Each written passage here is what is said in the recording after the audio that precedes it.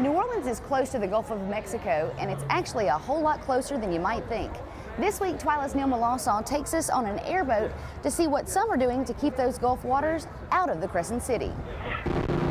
One of the best ways to see Louisiana is from an airboat, giving you fast access to the natural treasures of this bayou state.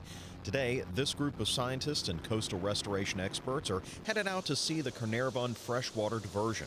Opened in 1991, this structure accidentally created land in what was previously open water. We've seen about 800 acres of land building out here and colonized by native species, and so a thriving kind of marsh ecosystem. You might remember I visited with Dr. Henkel back in the spring in the Maurepas area to look at replanting efforts on the ground there and by air.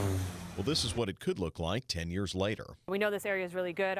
The ones we've planted, we have about 75% survival rate, and our growth rates are really good out here. So we know it's a great area to reforest, and so we're trying to do that faster. Howard Callahan is the land manager for Big Mar, a private property just south of Carnarvon that has seen new economic life since the freshwater diversion created this new land. We have duck hunting leases, and we have alligator hunts, and we collect alligator eggs, and all of that has increased and gotten a lot better since the outflow put fresh water in here. The farm's making money, the landowners are making money, and the species is thriving. So it's a good win-win-win. But the population has gone way up out here. So for example, Big Mar is highly regulated how many nests you can take.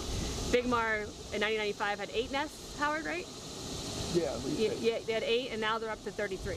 From the air, you can see the skyline of New Orleans in the distance. This area, just 20 miles from downtown, saw 18 feet of water during Hurricane Isaac. So we don't restore swamp just to restore swamp. It's a great habitat, but it's also part of our multiple lines of defense strategy, which is trying to get as many bumps on the landscape to protect people from storm surge, both natural and man-made. So swamp forest is great at deflecting storm surge, and it does great in the wind as well. The trees don't blow over. As we left Big Mar, we saw a rare species coming back in this area, the American yellow lotus. This beautiful flower growing up from the muck seems like the perfect symbol for the regeneration that benefits all. Now, there are more of these freshwater diversions in the works, but opening them up will have a significant impact on fisheries like shrimp and oysters. So many of those folks are asking for more time and some financial help. And Kristen, as you saw in the package, you could see the skyline of New Orleans from that Big Mar area, where during Hurricane Isaac there was more than 18 feet of water.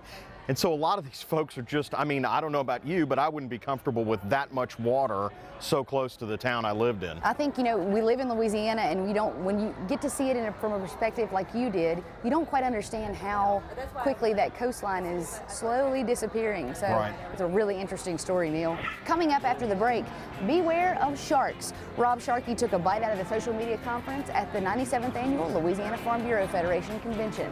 But first, we're putting Louisiana agriculture on the map. Stay with us.